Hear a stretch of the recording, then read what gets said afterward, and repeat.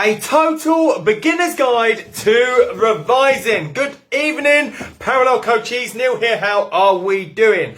So I want to spend a couple of minutes and talk about a total beginner's guide to revising. Now I know a number of you in here aren't totally new to revising. Get my words out there. But I thought if I wrote a total or gave you 3 tips to a total beginner's guide, then you can kind of get out the gates nice and quick and get some good momentum as we finish the week up. So I'll wait a couple of minutes for people to join me. You can drop comments below and I'll answer them towards the end. And if you're on the replay, let me know you're on the replay. Type in the box below, replay, and we will get going. So drop a comment below. Let me know that you can see and hear me. Give me a thumbs up. Give me a thumbs up. And we will go for a total beginner's guide to revising. So as always, I have my notes here. So tip number 1, or the first kind of beginner's point, is have a weekly schedule. Have a revision schedule. So you're fresh out the gates. You've got your resources. You've got your manual. Hopefully you got your bootcamp link so you can log in. But you must have an ideal revision weekly schedule. So what days are you going to revise? What times are you going to revise that suit your lifestyle, that suit your work pattern, that suit you around work and kids, X, Y, and Z?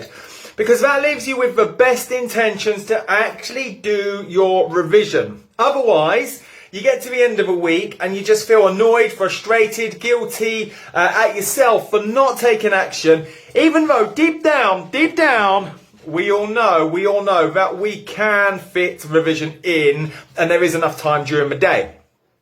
The other side to having this revision schedule is it allows you to overcome hurdles. So, for example, you might plan your revision on, let's say you do your revision plan on a Sunday night and you know you're going to be late home from work on a Wednesday, or you've got kids clubs to pick the kids up. You know there's going to be a particular hurdle that evening. So you now know when to schedule and when not to schedule, or it might be a bit of a blessing whereby you can pick the kids up and listen to an MP3 or watch something on YouTube around a particular topic. So it allows you to overcome revision hurdles and juggle time, because we all know time is the biggest reason not to do something. Next one down on my list as I try to read my notes. Here we go. You can let other people know your intention. I think that's a key point. So if you want to sit down on a Thursday night and your husband, wife, partner, kids, know that you want to sit down on a Thursday night, it's of no surprise when you get to Thursday and you start revising. You don't get that those comments whereby, oh, you're not doing that again, or come on, just 5 more minutes, watch this, or when's dinner ready, mum or dad, or whatever. So you can let other people know when you're revising so they can help support you as well. Okay, it makes it 10 times easier when they're on your side and not fighting against you.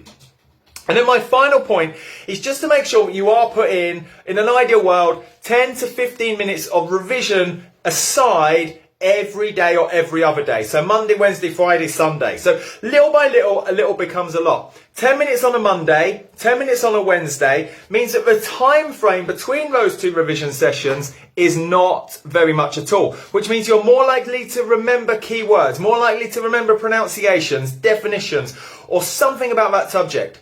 Whereas if you leave it for an entire week, which I know some of you do, it's hard to pick your revision back up, because a week is a long time. It's 168 hours. The likelihood of forgetting something is up here. So do yourself a favour, schedule in 10 to 15 minutes of revision every other day, just so you keep the progress and momentum moving forwards.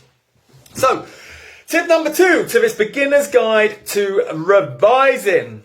Drop your comments below. I see a number of comments coming in. I will answer them towards the end. What I'll probably do is I'll probably end the video and then go back in and type the answer up. Okay.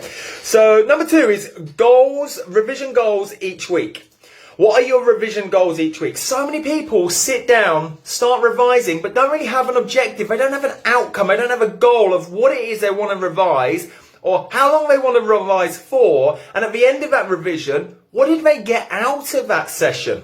Even if it is just 10 minutes, what do you want to learn inside those 10 minutes? So An easy way to do this is to reverse engineer the whole plan. And what I mean by that is, let's say your exam is in 8 weeks' time. If you're on level 2 A&P or level 3 A&P, you've got 8 modules. So you could do 1 module a week. So you could spend all of week 1 around heart and circulation, all of week 2 around bones and joints, and start kind of bolting on each week, step by step, all of the modules. So reverse engineer it and think, how many weeks or days, for some of you, how many weeks or days have I got? And how many modules are inside the course? And then reverse engineer it. So now you've got a goal and saying, right, for the next week or the next 2 weeks, I'm just focusing just on this one module, this one particular topic. Now you've got clarity and say, right, by the end of this session, I must have read X number of pages or listened to X number of minutes in the boot camp, whatever it is, completed these mock questions, completed this cheat sheet about this particular thing. So at the end of this session, I can clearly say, I know X, Y, and Z about muscles, or A, B, and C about bones and joints. Okay? Boom! So that's number 2. What are the goals? What is it you're really after in your revision? It's not just a case. It shouldn't just be a case of open up the manual and off you go. Those people that are more structured in their revision, that have a clear goal, are more likely to be laser-like focused and have their eyes on the prize, which means when it comes to revision day, you feel confident, you feel prepared to walk into the exam because you know you've done enough. Okay? More than enough, in fact. Number 3 to the beginner's guide to revision is to test yourself frequently. So the likelihood is you got into fitness because you had a transformation yourself. You've seen yourself lose a ton of weight, or a drop fat percentage, or gain some muscle. Something that is, the likelihood is 99% of you are here. In fact, give me a thumbs up or a heart or a smiley face or an angry face. It's entirely up to you. If you've been inspired by fitness because of your own journey. And part of your own journey, you would have measured and managed your journey. So if you had a weight loss goal, the likelihood is you stepped on the scales and initially thought, shit, I don't want to be this way. And then you started doing some work in the gym, sat in a calorie deficit, changed some parts of your nutrition, and then 2, 3, 4 weeks down the line, you weighed yourself again and you were a bit lighter, and so on and so on and so on. So you were measuring and managing your progress and doing these small little ninja moves or little tweaks in your workouts or your food to get a particular result. Exactly the same for revision, the beginner's guide. You must test yourself at frequent intervals. So you've got a revision schedule, which was number 1. You do your revision schedule, you say, right, this is when I'm going to revise this week. Number 2 was you're going to have a goal for this week. It might just be heart and lungs. And then at the end of a week, you're going to test yourself on heart and lungs. See? There's method behind my madness of these 3 revision points or tips or total beginner's guide. So, test yourself. Check that you are actually absorbing the information. And this gives you kind of some telltale signs of whether or not this information is actually going in and staying inside the brain. Otherwise, you get several weeks down the line, you've not tested yourself, and all of a sudden, you hit up, say, the 101 mock questions, and you go like, what the? Because you've not remembered key bits of information. So the mock questions, the cheat sheets, online quizzes, whatever you've got from your training provider. And in your manual, at the end of every section, there's a summary page for you to grab hold of the key points and test yourself. This allows you to check and make sure, is it going in? Have I got the key points? And if not, it'll give you some telltale points of going back to certain areas. Heart and lungs, for example, you might remember 99% of it, but it might just be 1 or 2 things. For example, bicuspid and tricuspid valve, which side are they? Which I know a number of you forget or don't remember. Tricuspid, let's tell you, tricuspid is always on the right because it has an R in it. Therefore, the bicuspid must be on the left. Otherwise, sometimes known as the mitral valve. I did get that right, didn't I, Hayley? Looking at her, yes. And you might just go, right, I keep getting those questions wrong around valves in the heart. In which case, you now go back to the boot camp, go back to your manual, and you just look at areas around valves. as opposed to doing the whole module again. So testing yourself frequently allows you to recognize, is it going in?